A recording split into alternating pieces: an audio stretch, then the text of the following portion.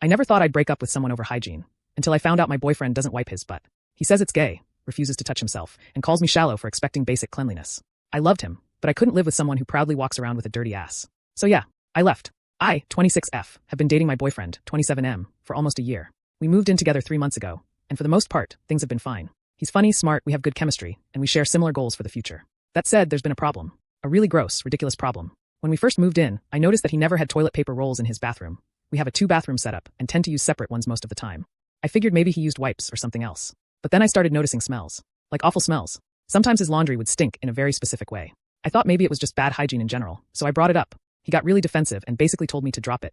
Eventually, after too many suspiciously stained boxers, and just a level of funk no grown man should be walking around with, I asked him point blank, "Do you wipe after you poop?" He shrugged and said, "Nah, wiping is kinda gay. Why would I touch my own ass?" I thought he was joking. I laughed. He didn't. Turns out, he legitimately believes that wiping makes you gay, and that real men just let it fall out and go about their day. I told him that's not only stupid but also incredibly unhygienic, and honestly, it's making me feel physically sick to be near him sometimes. He said I was being judgmental and that I should accept him for who he is. I told him I draw the line at poop. I said if he didn't start wiping and taking basic hygiene seriously, I'd have to reconsider the relationship. He's now sulking and accusing me of being shallow, saying I'm prioritizing societal expectations over true love. He even texted me a link to a men's rights subreddit post about how wiping is emasculating.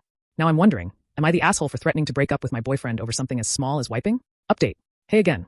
I wanted to give an update because, well, it happened. I broke up with him. And it was somehow even messier than I expected, no pun intended. I sat him down and told him I couldn't do this anymore. I explained everything calmly. That it wasn't just about wiping, but about respect for me, for himself, and for any space we shared.